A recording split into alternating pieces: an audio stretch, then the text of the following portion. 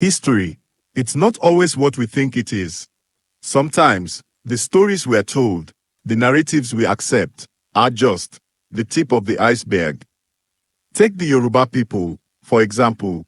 We hear whispers of powerful kingdoms, of divine origins, of intricate social structures. But how much do we really know? How much has been lost to time, misinterpreted, or even deliberately obscured? Today, we're diving deep into the heart of Yoruba history, exploring two of its most iconic cities, Ife and Oyo. We're not just going to recite dates and names. We're going to explore the why behind the what.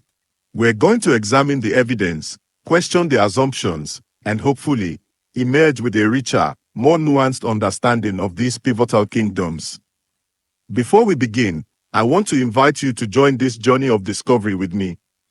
History is a conversation, not a lecture. So, please, leave your comments below. What aspects of Yoruba history intrigue you the most? What questions do you have? I'll be reading them, and your input will help shape future videos. Let's start with Ife. Often described as the cradle of Yoruba civilization, Ife holds a unique place in the hearts and minds of the Yoruba people.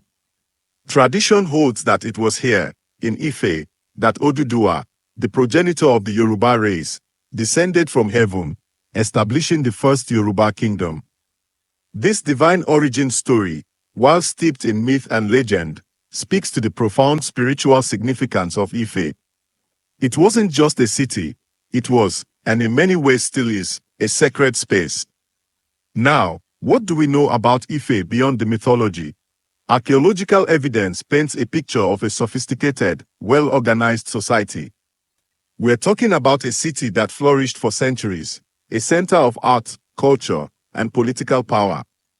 The famous Ife bronze castings, those incredibly lifelike sculptures, are testaments to the skill and artistry of Ife's craftspeople. These weren't just decorative objects, they likely served ritualistic or political purposes, representing deities, ancestors, or important figures within the society. The political structure of Ife was hierarchical, with the ourney at its apex. The ourney, the spiritual leader of the Yoruba people, held immense power and influence, not just within Ife, but throughout the Yoruba world. The ourney wasn't just a king, he was a living embodiment of the connection between the people and their ancestors, a vital link to the spiritual realm. This spiritual authority contributed significantly to Ife's prestige and its position as the foremost Yoruba kingdom for a considerable period. However, Ife's dominance wasn't unchallenged. Another power was rising to the north, the kingdom of Oyo. Oyo, unlike Ife with its strong spiritual focus, was known for its military prowess and its expansionist ambitions. The rise of Oyo marks a shift in the dynamics of Yoruba power.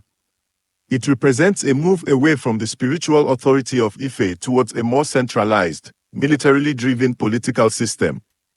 Oyo's rise to prominence is often attributed to its strategic location and its mastery of cavalry. The open plains north of Ife were ideally suited for horse-based warfare, giving Oyo a significant military advantage. This military strength allowed Oyo to expand its territory, bringing other Yoruba kingdoms under its control, either through conquest or through alliances. The political organization of Oyo was also quite different from that of Ife. While the Alafin of Oyo, the king, held considerable power, he was not as divinely imbued as the ourney of Ife. The Alafin's power was checked by a council of advisors, the Oyomesi, who played a crucial role in balancing the king's authority and preventing despotism. This system of checks and balances, while not perfect, provided a degree of stability and prevented the concentration of absolute power in the hands of the Alafin. The relationship between Ife and Oyo was complex and dynamic. It wasn't simply a story of one kingdom conquering another. While Oyo did exert political dominance over Ife for a time, Ife's spiritual significance remained. The ourney of Ife continued to be revered as the spiritual leader of the Yoruba people, even under Oyo's political overlordship. This demonstrates the enduring power of tradition and the deep respect for Ife's spiritual heritage.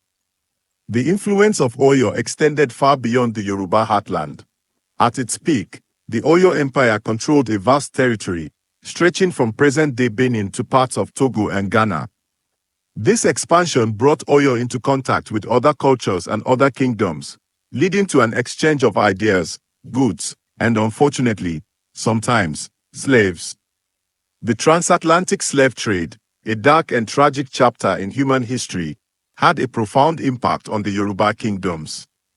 Oyo, with its access to coastal trade routes, became heavily involved in the slave trade, exchanging captives for European goods, including firearms.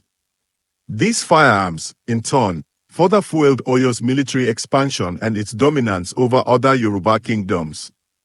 It's crucial to acknowledge the role of the Yoruba kingdoms, including Oyo, in the slave trade. While it's easy to condemn them from our modern perspective, it's important to understand the historical context. Slavery was a widespread practice in many parts of the world at that time, and the Yoruba kingdoms were no exception. However, this does not excuse or minimize the immense suffering caused by the slave trade. It's a stain on our history, a reminder of the inhumanity of which we are capable. The wealth generated by the slave trade contributed to Oyo's power and influence, but it also had a destabilizing effect. The competition for slaves and the influx of firearms led to increased conflict among the Yoruba kingdoms. This internal strife weakened the Oyo Empire and ultimately contributed to its decline in the 19th century. The decline of Oyo was also influenced by external factors, including the rise of the Sokoto Caliphate in the north. The Fulani Jihad, a religious and political movement, posed a significant challenge to Oyo's authority. The Oyo Empire, weakened by internal conflicts and external pressures, gradually disintegrated. The fall of Oyo marked the end of an era in Yoruba history. It ushered in a period of instability and fragmentation, with various Yoruba kingdoms vying for power.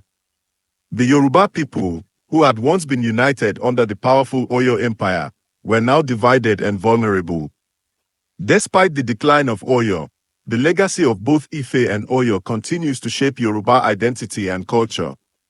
Ife remains the spiritual heartland of the Yoruba people, a place of pilgrimage and a symbol of their shared heritage. Oyo's legacy, while more complex, also plays a significant role in Yoruba identity. It represents a period of power and influence, a time when the Yoruba people played a major role in the regional politics of West Africa. The stories of Ife and Oyo are not just stories of kings and conquests. They are stories of art, culture, religion, and social organization. They are stories of a people who built great cities, created magnificent works of art, and developed complex political systems. They are stories that remind us of the richness and complexity of African history. It's important to remember that history is not static. It's not a collection of fixed facts and dates.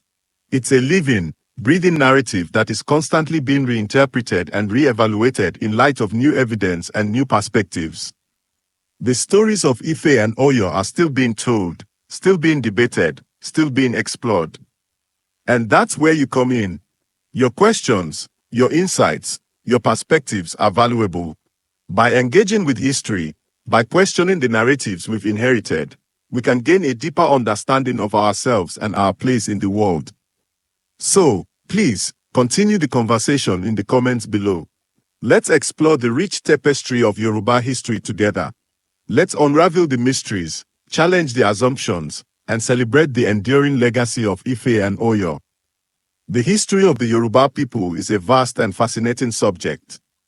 We've only scratched the surface today. There are so many other aspects to explore: the intricate religious beliefs, the complex social structures, the vibrant artistic traditions. We'll be delving into these topics in future videos, so make sure you subscribe to the channel and hit the notification bell so you don't miss out. Remember, history is not just about the past. It's about the present and the future. By understanding our history, we can better understand ourselves and the world around us. We can learn from the mistakes of the past and work towards a better future.